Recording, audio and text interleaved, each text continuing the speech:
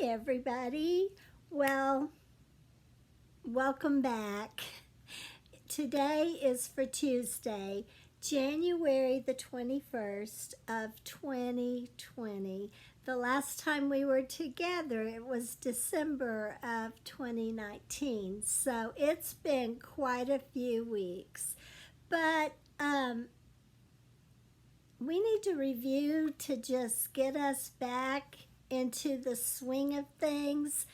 Um, okay, we're going to be covering today 2nd Samuel chapter 16 and 17.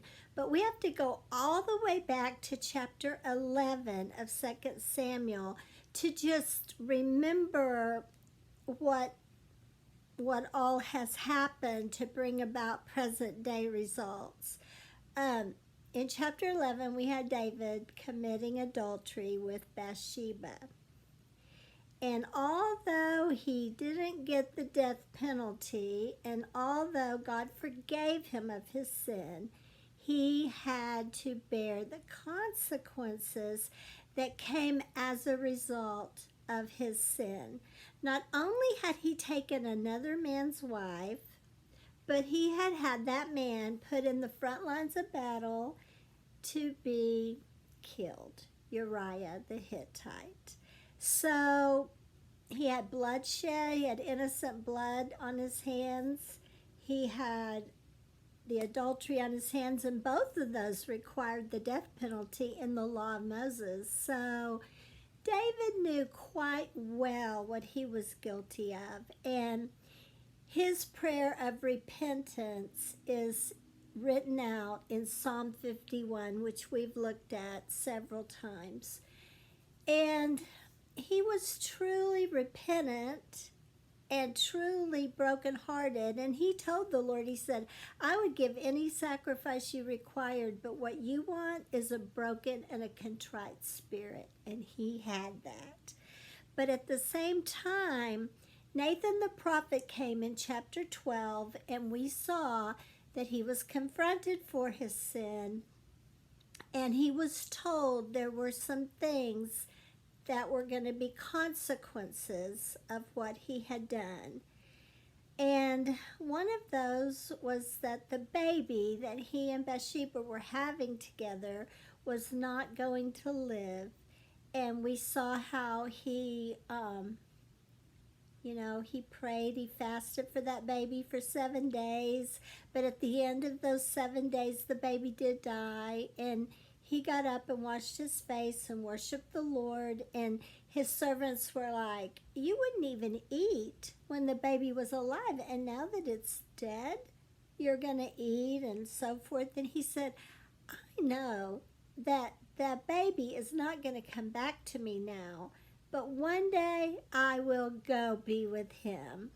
And he had that confidence that God had his baby, and that his baby was, in the arms of the Lord, but one day he would go be with him. And he was going to worship the Lord regardless of what he had gone through.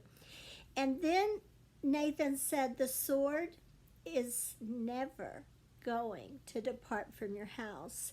And we begin to see one brother kill another brother, and all these things happening with the sword.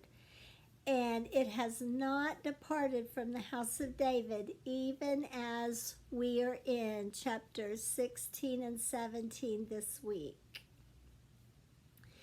And then we're going to see another fulfillment of things Nathan said in chapter 12. He said that, what you did with Bathsheba was all done in secret, but a companion of yours is going to be with your wives in broad daylight. It will not be in secret. It's going to be for all of Israel to see. And sure enough, David had 10 concubines. Now he had some wives and some concubines, and some of these concubines had stayed back, and we'll see it. We're going to read about it in these chapters, but they had stayed back to take care of the house while he fled with all of Israel when Absalom was doing this conspiracy that's going on right now, which is another part of the results of all this sin and all these things that are happening because of it. But anyway, it's going to be fulfilled because Absalom himself is the one who is going to be with the 10 concubines of David before all of Israel. They're going to put a tent up on the roof, and he's going to go into all of the concubines. So it just, all these results that God knew about that would happen in the future, they're all coming to pass. So in our last lesson, the last one we had was chapter 15 of 2 Samuel, and we saw that David's son Absalom, well, first of all, when you go back, you see rape. Amnon, the firstborn son of David, raped his stepsister Tamar, and then Tamar's full blood brother was Absalom.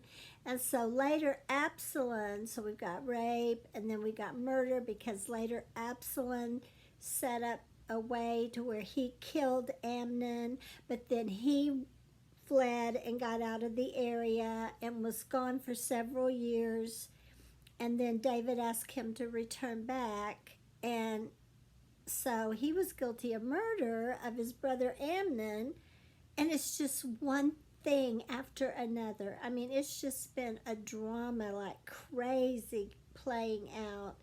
But anyway, so Absalom came back, and it was like 2 years, and he never saw his father's face. But then finally, he kept asking Joab to take him to his father, and to get Joab to finally listen to him, he had his servants put Joab's field on fire. And Joab was like, did you put my field on fire? He's like, why have you not taken me to see my dad yet? So he finally got an audience with his dad, and we saw that the king kissed him. And it was a very tender moment, but that was it. I mean, it didn't last long after that. And we saw in chapter 15, before we took our break, that Absalom was working on the hearts of the people of Israel, standing out in the gate, getting them before they went for judgment with his father, the king, and acting like his father, the king, was too busy for them, but he'd be happy to help them. And he did all these things to get the heart of the people of Israel toward him. And then it was like 4 years of all this, and then he went away to Hebron and made an announcement in Hebron, got people to say everywhere that Absalom was king in Hebron. And then after that, he was making plans with all the men of Israel that he had won over to come and basically kill David, to take the throne of his father.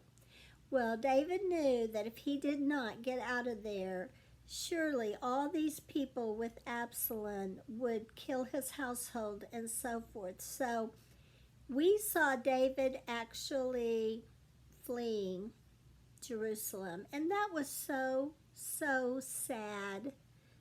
That King David had to leave his throne and all of those things and go into the wilderness. And he took his whole household and all of his children and all of his possessions and his servants, and they went out into the wilderness outside the city of Jerusalem. And so this is what was going on, and we were looking at some Psalms that David wrote during that time, because he had been betrayed by his own son and betrayed by his friend and trusted counselor, Ahithophel, and he's going to come up in our lessons today again. But anyway, so we start chapter 16 today. So let's go ahead and read the first 4 verses of chapter 16 and talk about it.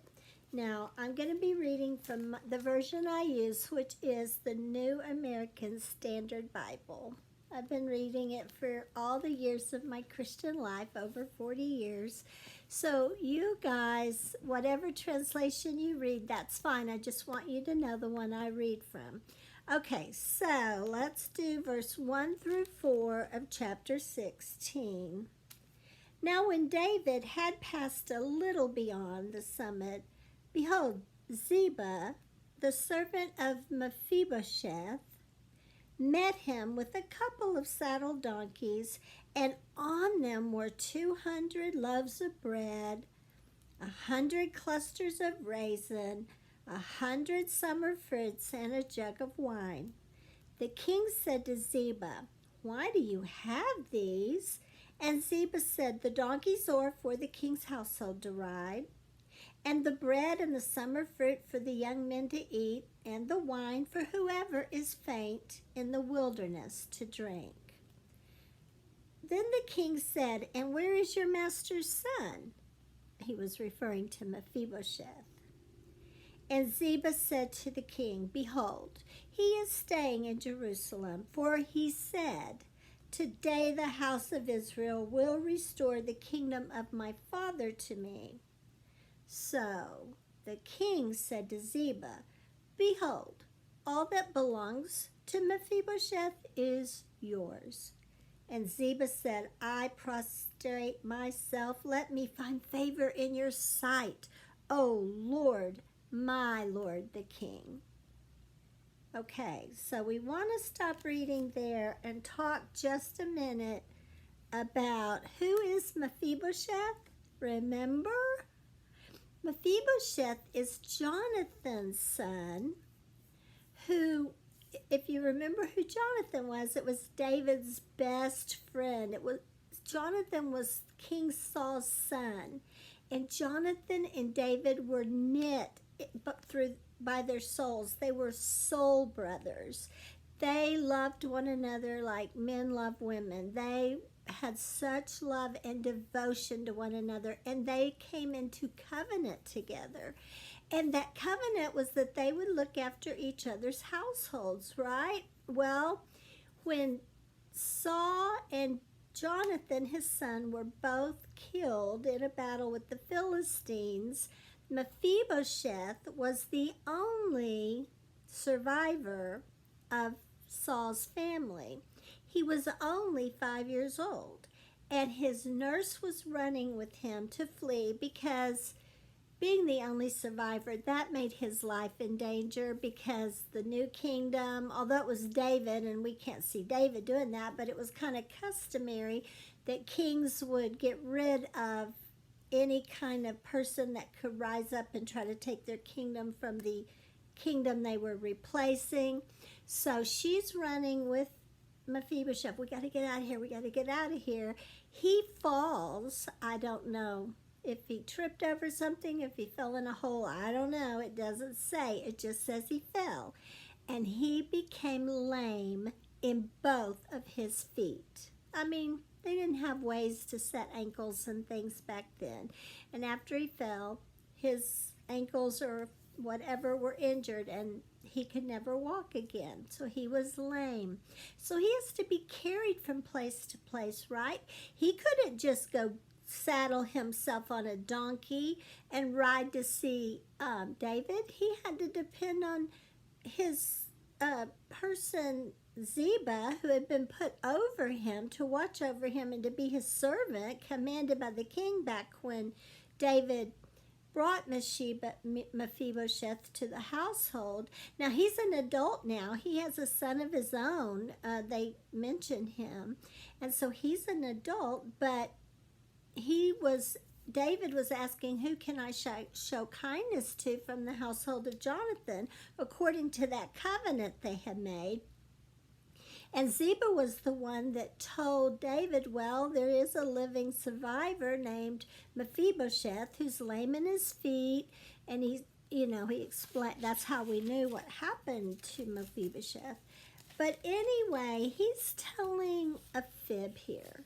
He's telling David that Mephibosheth is acting as if, "Oh, today my father's kingdom's going to be restored to me. I'm going to have a chance at the kingdom." Because David had left Jerusalem and all this stuff was going on around Absalom, and there was like a civil war getting started up, okay? And so for Ziba to tell David that, and for David to feel disheartened, like, oh wow, after all I've done, Mephibosheth is not even believing me and want to support me, so why don't you just have everything I gave Mephibosheth? And he's like, oh, thank you so much. Oh, prostrate down. So, his flattery and his deception got him those possessions. And we need to beware always of flattery, because many times people have a wrong motive in mind when they're feeding you a lot of compliments and praise and so forth, right? And we don't know, and we just don't need to be moved by the flattery of other people. But anyway, it worked for Ziba that day. He's now owns all that was given to Mephibosheth, that he was to be a servant over for Mephibosheth, but it all belonged to Mephibosheth. But now David says that. But where we see all this get straightened out is like over in 2 Samuel 19, and we won't read it right now, but verse 24 through 30, we realize when David does see Mephibosheth again, Mephibosheth is like, no, he told me he was saddling a donkey for me, but then he never came back for me.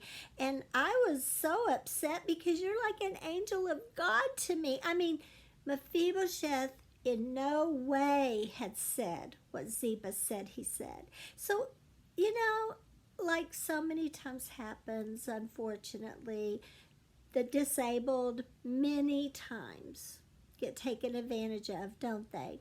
I mean, Ziba felt like he could say that Mephibosheth said anything he wanted to say, he said, because, what could Mephibosheth do about it anyway? It was very conniving and wrong. But anyway, it happened, and David got some supplies for him and his household through this action, because it said that they brought bread and raisins and fruit and wine and a couple of donkeys that they could use. So I guess that was a good part about it. So let's go on to verse 5 through 14. Okay.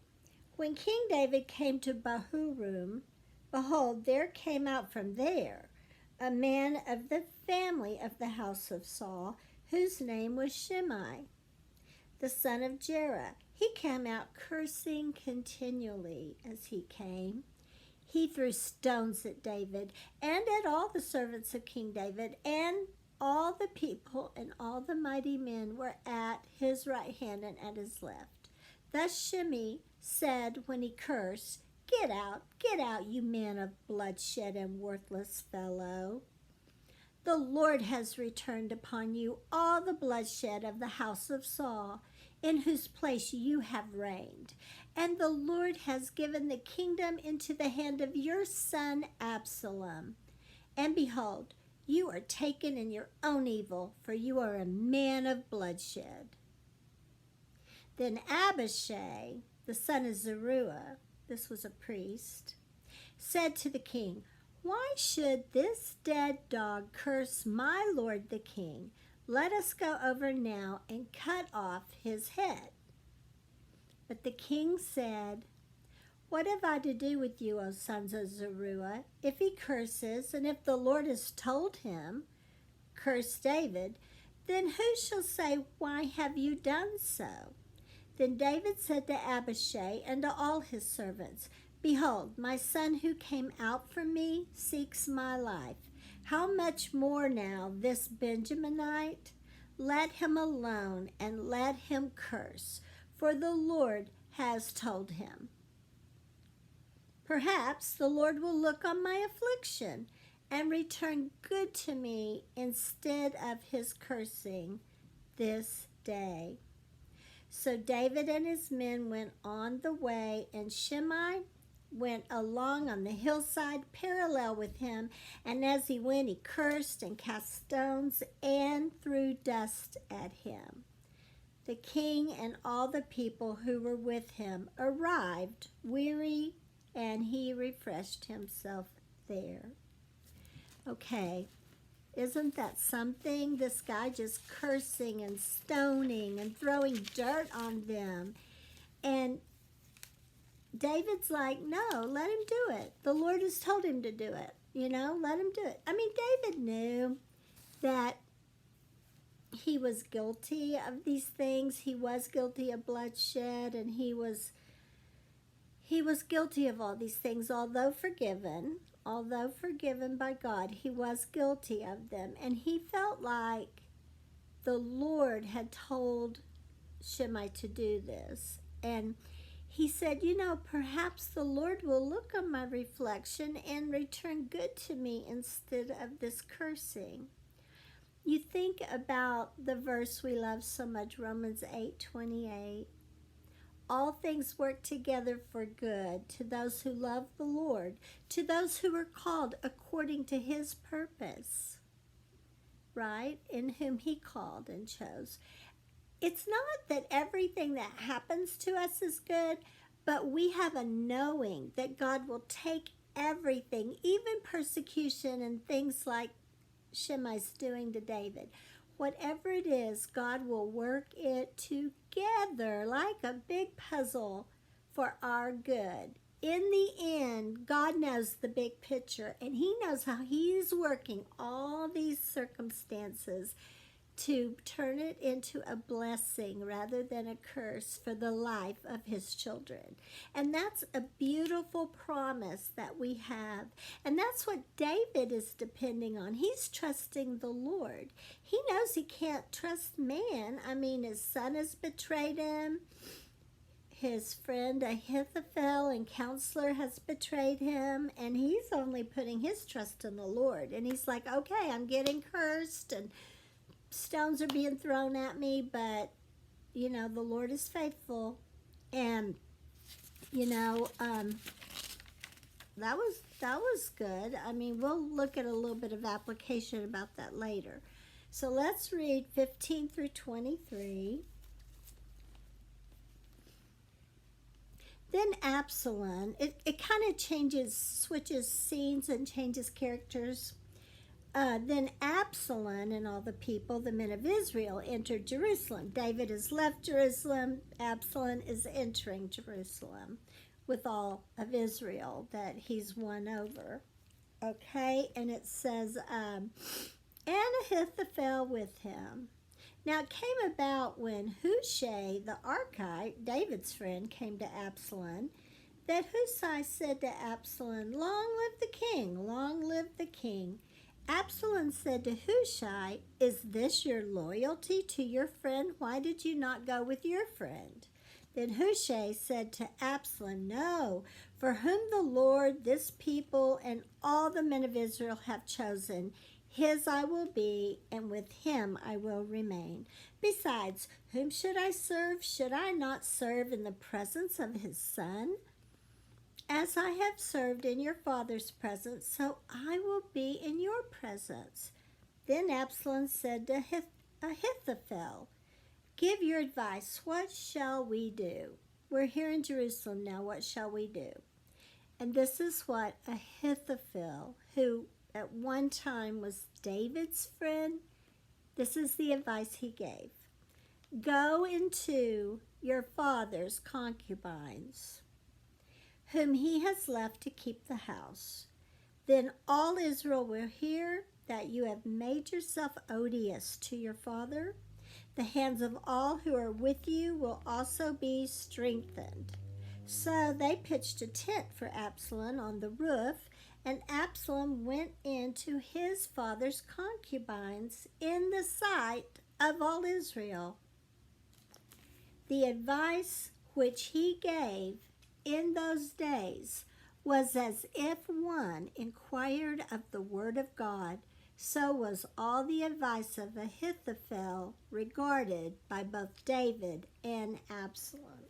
So both of them, whenever they had asked Ahithophel for anything.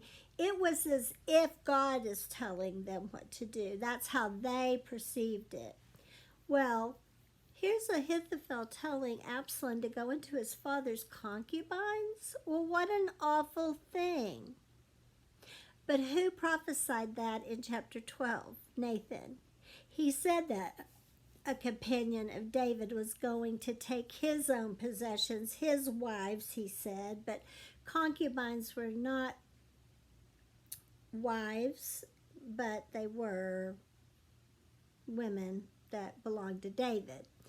And so 10 had been left behind to look after the house, and they went and got those 10 and brought them up, and I guess one by one, this son, Absalom, had intercourse with them. Isn't that horrible that Ahithophel would counsel that? But he did. And Absalom did that. So that is another fulfillment of what Nathan said. The Lord, who knows the end from the beginning and knows all the hearts of men and everything, he knew that was going to happen, and he made that known to David back in chapter 12 when he confronted him on his sin with Bathsheba.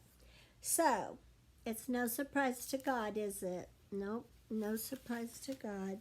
So, and also, let me make mention about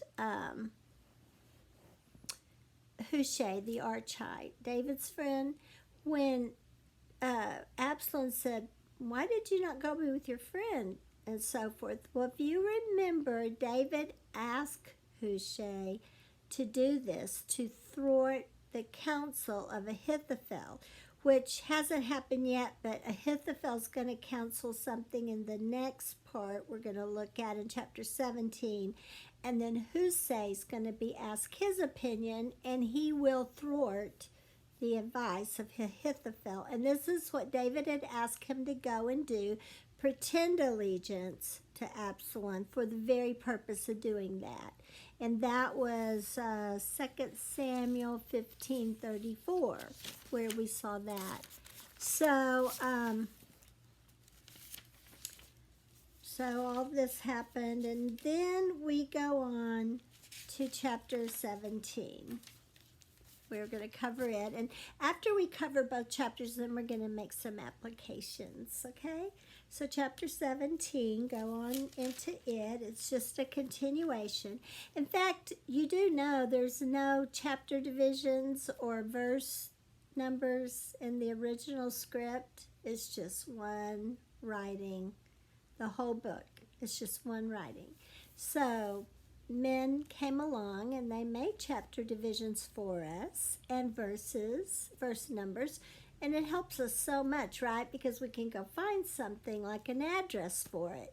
But you have to keep reading in context, or many times you will take something out of context because you isolate the verse or the chapter and verse from the rest of the book, and you can't do that. You've got to look at books as a whole when they're written, and then interpret chapters and verses in light of the whole picture. So that's important in Bible interpretation. But anyway, so chapter 17 is just a continuation. It says, "Furthermore, Ahithophel said to Absalom," and we're reading through verse 14 in the beginning here. He said to Absalom, "Please let me choose 12,000 men, that I may arise and pursue David tonight. I will come upon him while he is weary and exhausted and terrify him, so that all the people who are with him will flee. Then I will strike down the king alone." Ahithophel was ready to go kill David.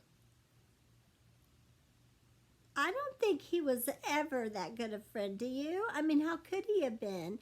And now he's ready to go kill him. Anyway, and he said, "And I will bring back all the people to you. The return of everyone depends on the man you seek. Then all the people will be at peace." So the plan pleased Absalom and all the elders of Israel. Then Absalom said, "Now call Hushai the Archite also, and let us hear what he has to say." When Hushai had come to Absalom, Absalom said to him, "Ahithophel has spoken thus. Shall we carry out his plan? If not, you speak." So Hushai said to Absalom, "This time the advice that Ahithophel has given is not good." Moreover, Hushai said, "You know your father and his men, that they are mighty men, and they are fierce, like a bear robbed of her cubs in the field. And your father is an expert in warfare, and will not spend the night with the people. Behold, he has now hidden himself in one of the caves, or in another place, and it will be when he falls on them at the first attack that whoever hears it will say, 'There has been a slaughter among the people who follow Absalom.' And even the one who is valiant, whose heart is like the heart of a lion, will completely lose heart. For all Israel knows that your father is a mighty man, and those who are with him are valiant men. But I counsel that all Israel be surely gathered to you, from Dan even to Beersheba, as the sand that is by the sea in abundance, and that you personally go into the battle. So we shall come to him in one of the places where he can be found, and we will fall on him as the dew falls on the ground, and of him and of all the men who are with him, not even one will be left.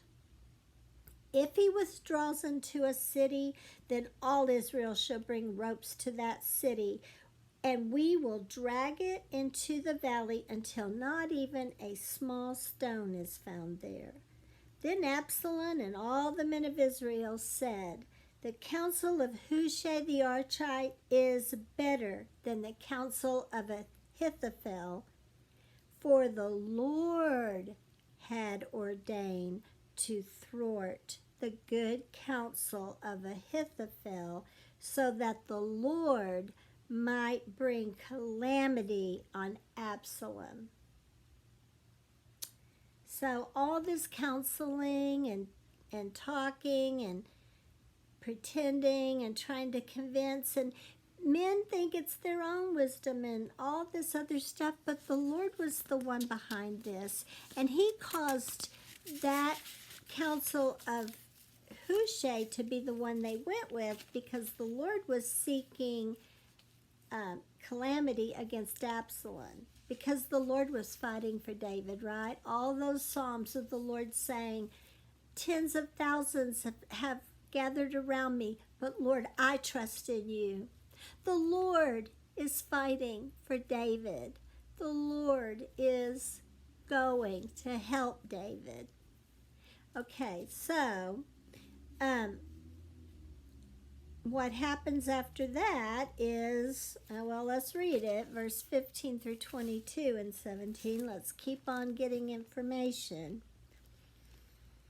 Okay, then Hushai said to Zadok the priest and Abiathar the priest, "This is what Ahithophel counseled Absalom and the elders of Israel, and this is what I have counseled. Now therefore send quickly and tell David, saying, 'Do not spend the night at the fords of the wilderness, but by all means cross over, or else the king and all the people who are with him will be destroyed.'" Now Jonathan and Ahimaaz were staying at Enrogel, and a maidservant would go and tell them, and they would go and tell King David, for they could not be seen entering the city. So these two guys, Jonathan and Ahimaaz, they are the sons of the other two priests, Zadok and Abiathar. And back in 2 Samuel 15, verse 34 through 36, if you want to jot that down. That's where David set this whole thing up. He was like, okay, Hushai, you go back and you thwart the advice of Ahithophel, and you priests go back with the ark of God and everything. And when there's news, send it to your sons and have them get the word to me. So this was all how David had set up getting any messages. So Hushai is telling the priests, tell your sons to get this word to David so he can get out of there before all of Israel and Absalom show up for the takeover. So that's going to happen, but it says that they couldn't be seen entering the city, but verse 18 says, but a lad did see them and told Absalom. So the two of them departed quickly and came to the house of a man in Bahurim who had a well in his courtyard, and they went down into it. And the woman took a covering and spread it over the well's mouth and scattered grain on it, so nothing was known. It didn't look like a well, it looked like continued ground. Then Absalom's servants came to the woman at the house and said, where are Ahimaaz and Jonathan? And the woman said to them, they have crossed the brook of water. And when they searched and could not find them, they returned to Jerusalem. It came about after they had departed, so now some more time has been taken up. It's getting scary. They came up out of the well and went and told King David, and they said to David, arise and cross over the water quickly, for thus Ahithophel has counseled against you.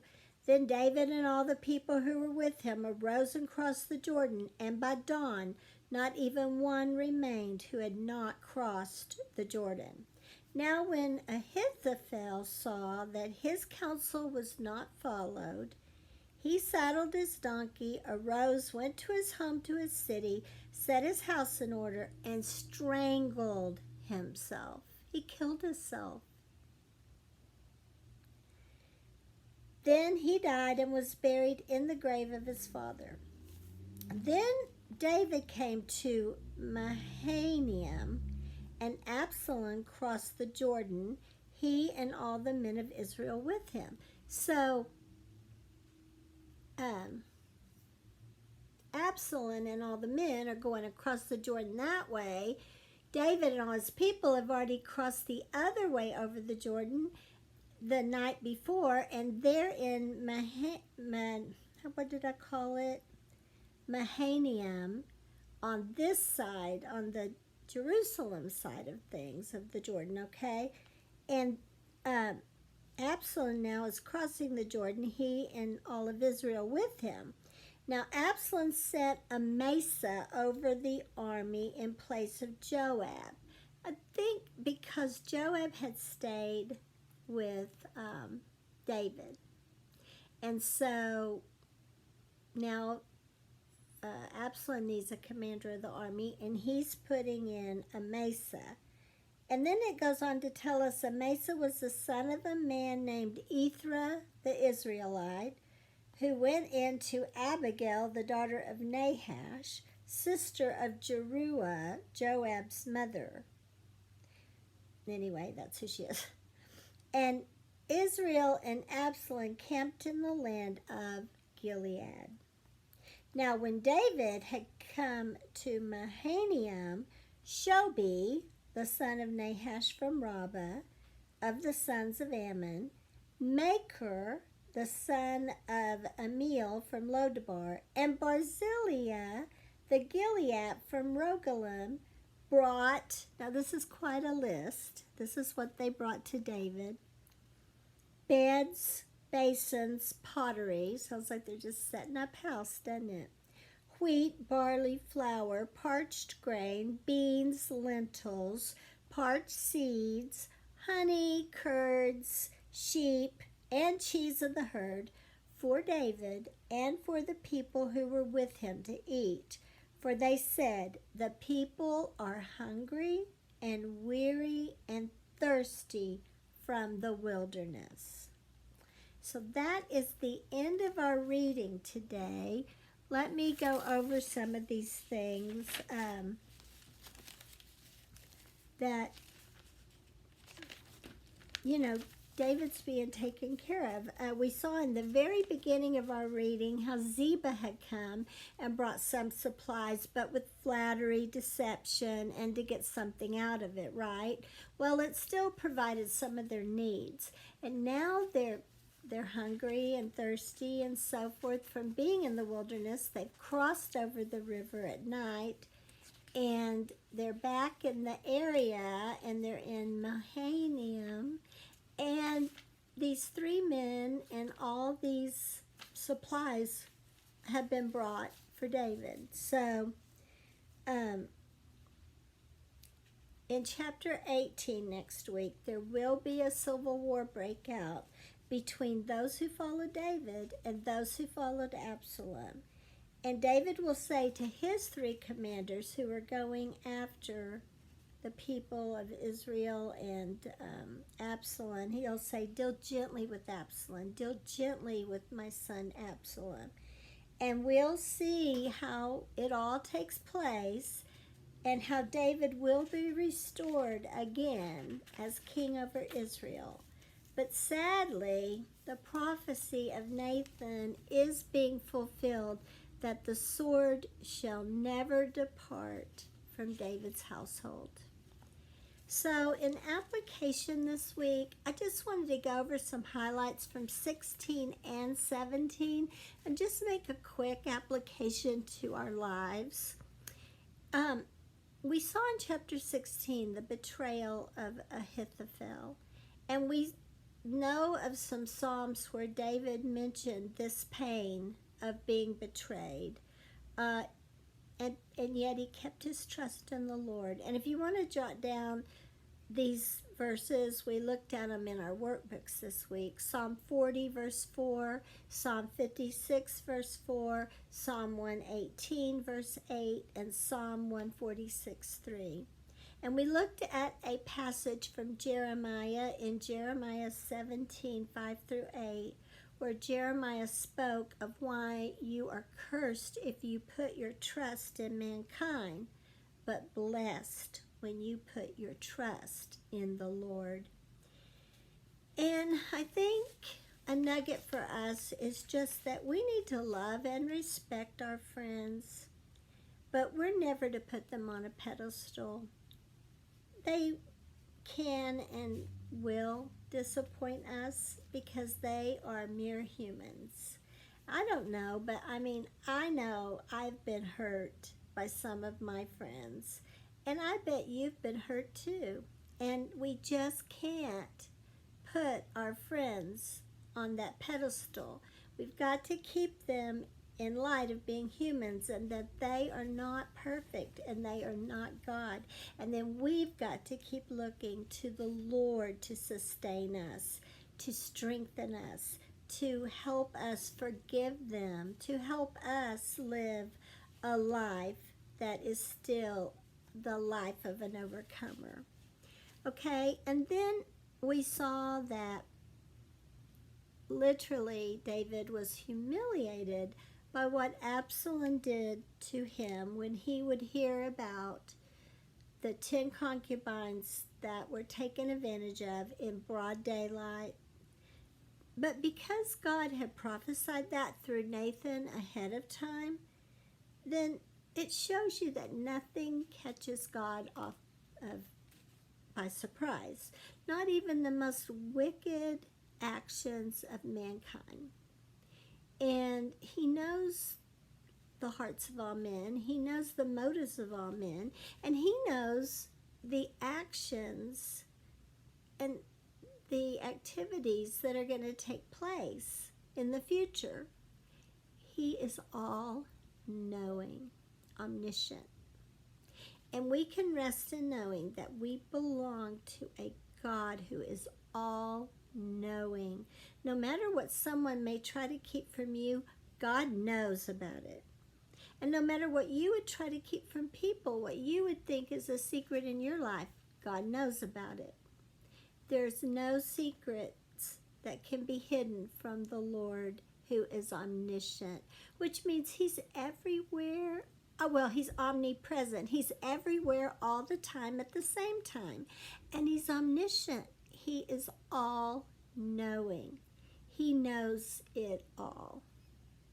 So nothing takes him by surprise. And that can give us comfort because he can work all things together and does work all things together for good for those who love him. So as you continue to trust in the Lord, no matter what man may do to you, or how hurt you may be, or betrayed you may be, or humiliated by somebody, you or a family member, God knows about it, and God will repay. We don't have to, because God will.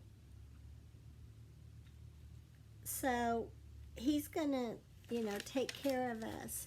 And then we had Shimei, who was cursing and stoning David.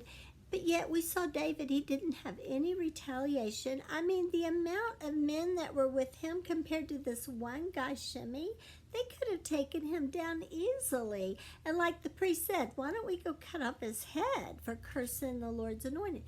David was like, no, the Lord's told him to do it. Just leave him alone. Just let me go through this humiliation of being persecuted and, and hurt and cursed.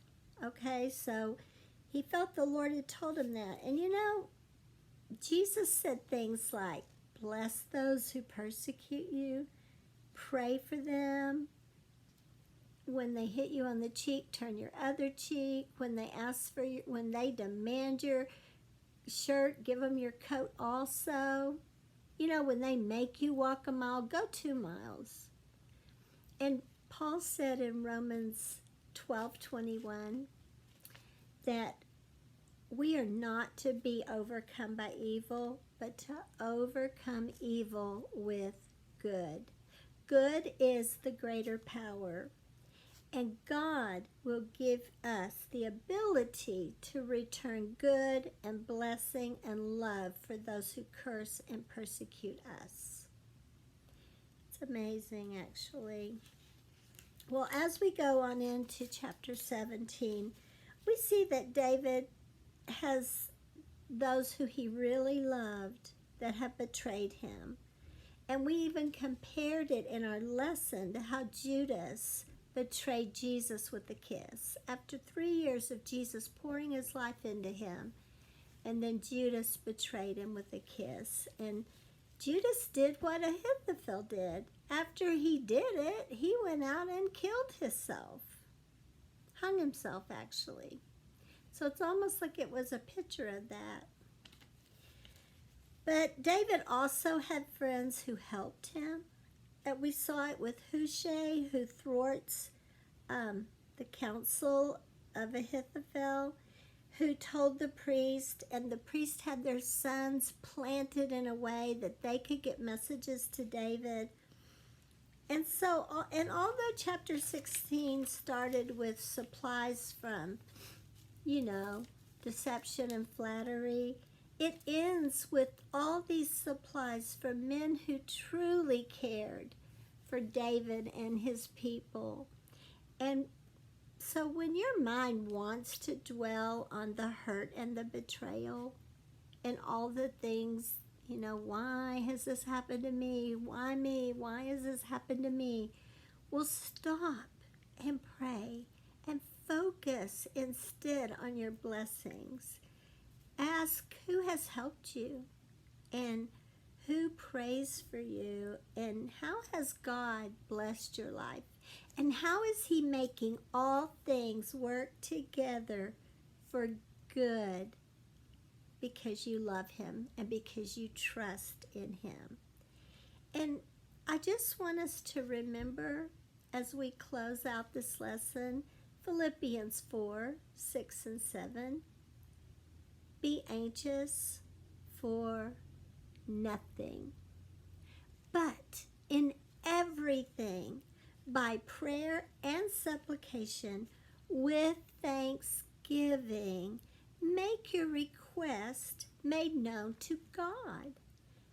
And you know what will happen as a result of that? When you take every anxious thought and turn it into a prayer and give it to God, this is the promise in verse 7.